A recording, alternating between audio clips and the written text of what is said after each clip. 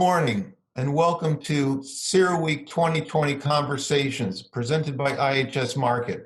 I'm Larry Makovich, and with me today is Chris Crane, President and CEO of Exelon Corporation. Good morning, Chris. Morning, Larry. How you doing? Good.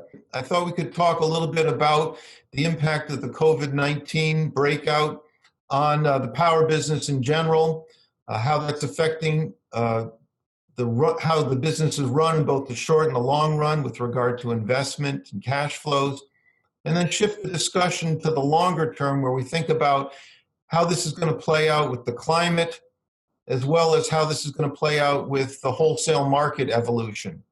So thanks, and let's start with this question of the COVID impacts on the business. The COVID-19 outbreak is the reason we're doing this over the web instead of face-to-face in early March in Houston, as you've done for many years at CERAWeek. There's been a lot of attention to grocery workers and the frontline people in hospitals, but I haven't heard a lot about the people that have kept the lights on. And it makes me think that if we had any kind of outages during this kind of crisis, it would certainly be a big problem. Do you think people, the general public, kind of take it for granted that the lights will stay on in a crisis like this? You know, we have very high percentage of reliability, and we have high customer satisfaction numbers at our utilities. I don't think the customers take it for granted. We've had storms before where customers are baking stuff when their power comes back on, bringing it out to the linemen. We have been able to work with the government and local agencies to stress the criticality of our employees, not only for the availability of PPE, but the continued access in the stay-at-home orders. And also, we've done a lot of advancement in getting some prioritization on testing for not only the Exelon utilities, but through the Electric Sector Security Council, working with the government, getting the recognition that our folks have to stay safe also. Right. I know you came up through the nuclear side of the business, and that's a culture that usually thinks a lot about low probability, high impact kind of events like this COVID-19 outbreak. When you did your risk assessments corporate-wide, did you have a scenario like a COVID that you'd already thought through? Yes, definitely. If you go back to the bird flu, we had not seen for a very long time a potential international pandemic, or pandemic, which is international. So we had done a lot of planning back at that stage on how to manage through a situation like that. We, like many other utilities, created crisis management teams. And we stood those teams up and had them on the ready, not only for this, but for other major events.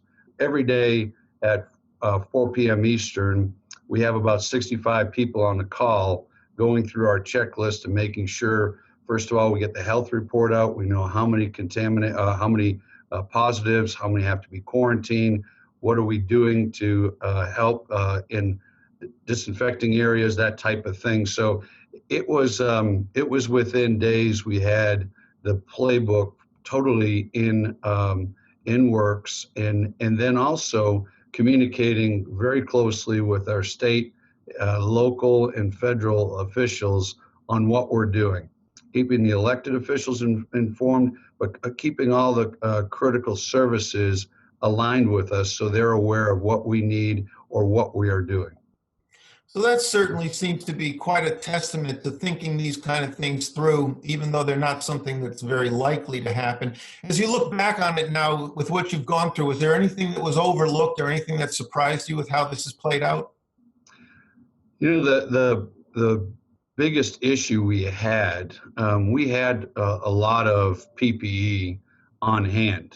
Some of it actually dated back to the bird flu. But our capability of sourcing while we're competing with other critical infrastructures, hospitals, first responders, and trying to source enough material to keep our folks safe so they can execute their job has been more difficult than we anticipated. Mhm. We would not get caught short like this again. We had an order in with a very big supplier at the 1st of January when we started to catch on that there was something going on in China. And that order was for 1.2 million N95 masks. I think we're going to get about 80,000. Wow. We've been sourcing from some very reliable candidates. We've had offers from what we found are not reliable candidates. So just making sure that we've got that part intact. The rest of it is just working right off the playbook, and the whole company, the whole corporation and the individual companies are executing very well. We're performing refueling outages where we have over 1,000 people on a site, doing the work to ready the reactor for another 2 years. We had all the equipment for thermal testing. We had all the equipment for separation.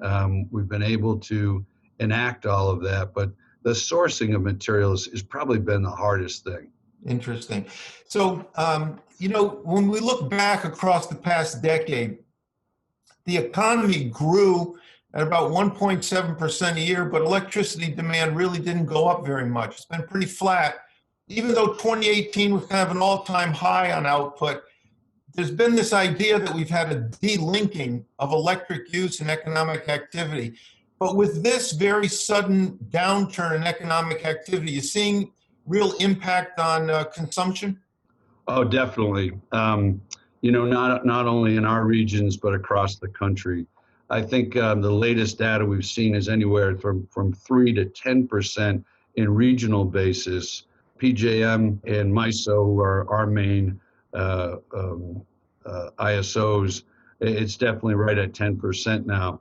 But through our Constellation organization, we have our retail wholesale group. We've gone out to our large industrial and commercial customers to try to project their load profiles.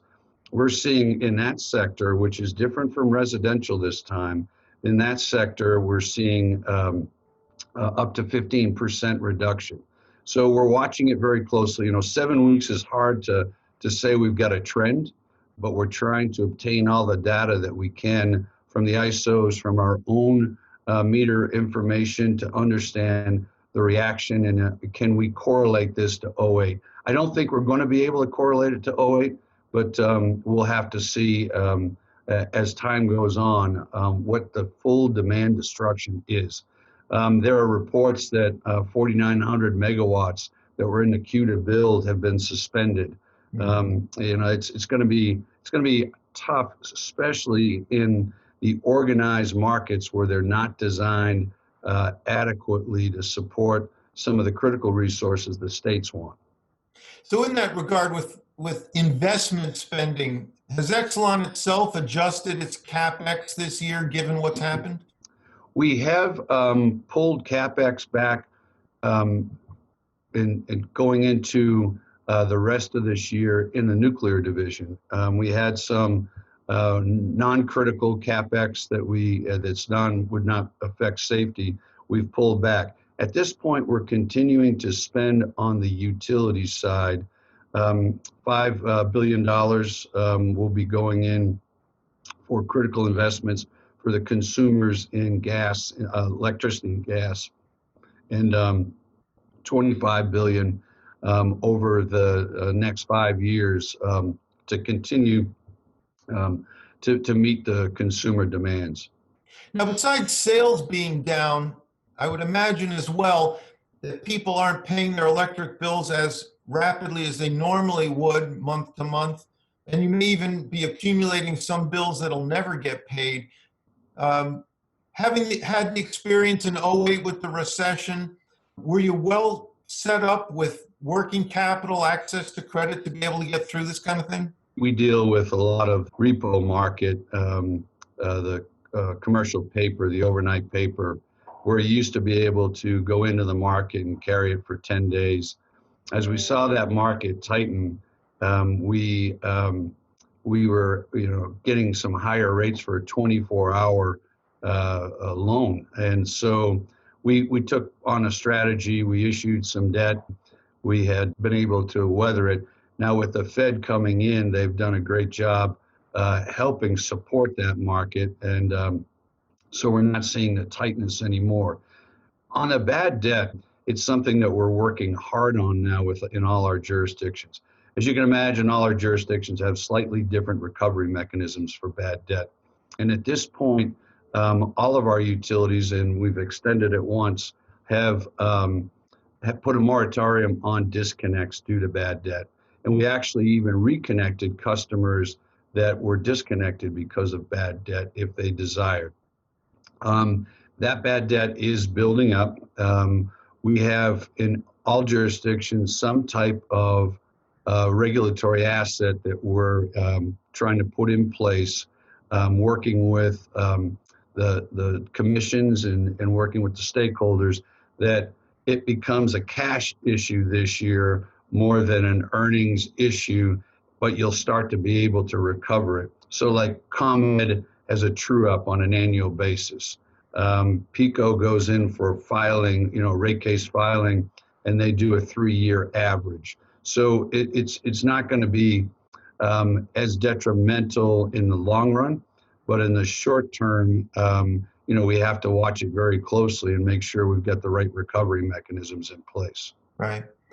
When you talk about the short run and when you talk about the lessons from '08, one of the things that I think was interesting, one of the kind of surprises or unintended consequences back in '08 and '09 was CO2 emissions in the US went down a lot when economic activity went down.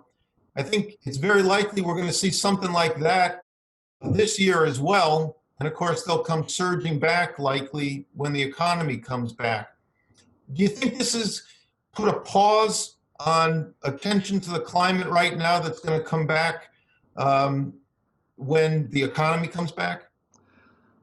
I don't think we're going to, right now, the legislature and all the administrations in our states, for sure, have been focused on the pandemic and the response to the health and safety of the public. I think, you've got 21 governors and how many cities across the country that have made mandates that they want to get to a low carbon environment. Every one of our service territories has done that. So, we have seen the air quality improve with this. No cars on the road. It's kind of creepy here in Chicago. You look out and you see 1 or 2 cars go by every once in a while, and no gridlock. But we will see a reduction in CO2. But as the economy comes back and we have a greater dependency on natural gas to blend in with nuclear and blend in with the renewables, I would sense that we would have some increase back again. But I think the focus, like Illinois wants to be 100% clean by 2030. They've put that out there. I don't see the governor backing away from that unless this pandemic does something very, very critical and long-term to the economy and the health and safety of the public. That's interesting because Illinois and there's another handful of states that already have put on the books these kind of mandates to get to 100% clean out there in 2040 or 2050. When you think about that, do you think that the industry's got the technologies it needs to get there in a cost-effective way that'd be politically tolerable to folks? The 2030 is going to be a very tough goal to be 100% clean. We do not have, as you know, adequate technology around storage that is a long-term deep storage that can support the grid through periods of no wind and no sun. So there is going to be a dependency for some time on natural gas. I think for the most part, we'll move away in most of the country from coal. The economics of the old coal units are doing that on themselves. So I think we'll be able to get close, but until we have a breakthrough in storage technology or other technologies that can support the distributed or the other renewables, large-scale renewables, it will be difficult. You know, when people talk about this energy transition future, this topic of decarbonization on electric supply is always a big thing. But the other thing we hear a lot about is a lot broader electrification across the economy. And so, one thing that I always see missing from that discussion is what does that mean for the size of the power business going forward? And have you guys thought much about significant electrification, transportation, or broader in the economy and what that would mean for the size of the business 20, 30 years from now? Yeah, it definitely is a very efficient way to continue to clean the environment. You may be able to support some levels of natural gas to keep the system reliable, but you'll have a greater impact if you go to electrification of transportation, more electrification on the industrial side. So we have been working, as all the utilities have been working on, how do we work with our stakeholders on driving further electrification and get their concepts of how they want to do that so we can enable the distribution or the transmission system to support that. You know, we look at every one of our jurisdictions. Some have pilots already on EVs, charging stations, which, you know, is just a start. It's not a big impact yet, but knowing that we can go there and be able to understand the customer needs, the grid needs, and how to support it. Chicago has the third highest issue with respiratory illness. It's behind LA and New York. That causes a great deal of issues, especially in the underserved communities where the trucks are rolling through and the buses are rolling through. You think of our kids sitting on school buses run by diesel, idling there in the parking lot before they're told they can drive out. It's really bad for the health and safety of the public. So we do have good coalitions going forward. There are some projections that you could have greater than a 24% load increase just off of EV by 2050. We've seen other projections by 2030, but right now what we have to do is gain the support of all, figure out with balance sheets of the municipalities and the states, how do we execute on that? How do we help support execute on that? What strategies will be put in place to be able to not only they can afford the buses, they can afford much more light duty trucks like us, electric vehicles. It's something that we're all working on very hard, and I think it will be beneficial to the environment. And when you look at the approaches that are being taken to try to implement that vision of an energy transition, a lot of it involves mandates and subsidies of technologies that people think will enable it to happen. One of the things that seems to be happening as well, though, is that mandates and subsidies of renewables and efficiency and load shifting and so forth seems to be at odds with the way that the wholesale markets operate. And it's creating some distortions and lack of harmony between the climate initiatives and running the markets. Do you see that as a problem that's going to be getting bigger in the future? And where does that kind of rank on the agenda? Is it a top 10 problem for the industry going forward? It is a top 10 for the organized markets. I mean, it's probably number one in the organized markets. The way that the locational marginal pricing was designed was not the way the system runs today. So generators are not being compensated adequately. We have issues with negative prices. Although we've solved some of that in Illinois, you still see that from time to time. So these mandates haven't matched a load profile to the mandate, the necessity on how many megawatts that they want built. And because of that, we've got a distorted market from pricing, and we haven't seen any reliability issues yet, but you have to watch for those. And in some cases, the subsidies for the renewables have really benefited the customers. And it's been a way to jumpstart that.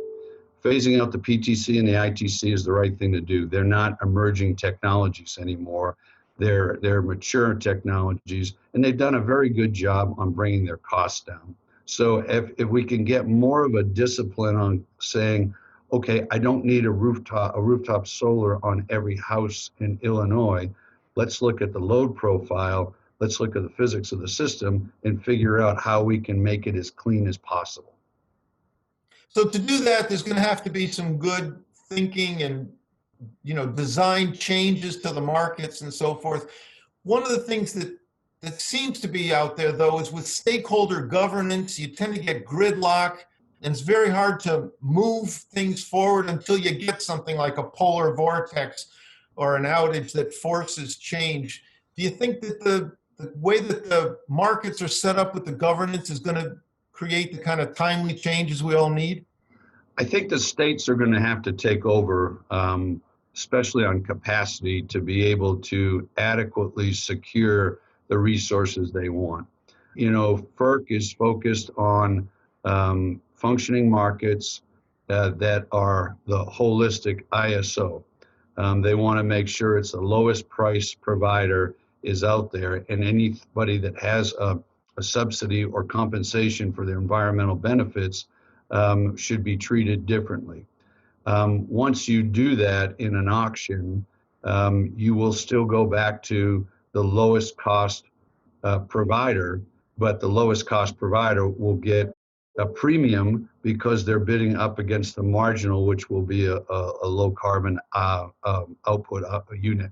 Right. I think my colleagues at IHS Markit would certainly hope that next year this conversation isn't electronic, that we've got you in person down in Houston. When you think about March in Houston next year, I think COVID and what happened will certainly be on the agenda.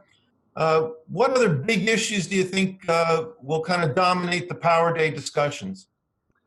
I think from the electric sector and the natural gas sector is talking about market designs and ensuring that we can provide adequate, reliable power with the mandates that the states have around clean. Every one of our jurisdictions and our customers, it pulls very high, if not in most jurisdictions, the top. They want us to be responsible for the environment. We cannot be responsible for a market that doesn't compensate around the environment. It's a dirty word or a dirty phrase to go back to a carbon tax. However we put that phrase in, that's the national fix. If we could go there, then you let the markets respond, let technology emerge, and people get compensated for their ability to produce at the low level. But right now, the markets aren't doing it. The administration has not seen that as a priority. And so I think we'll be talking about that, dysfunctional markets, and how do we get to our environmental standards that our states and customers want. Right. Well, that's certainly very helpful for designing CERAWeek 2021. And you've provided us some great insights today on these big issues that we're all facing. And I'd just like to thank you for taking the time and sharing your thoughts with us today. Good to see you, Lily. Stay safe and enjoy the conversation. Yeah, you too.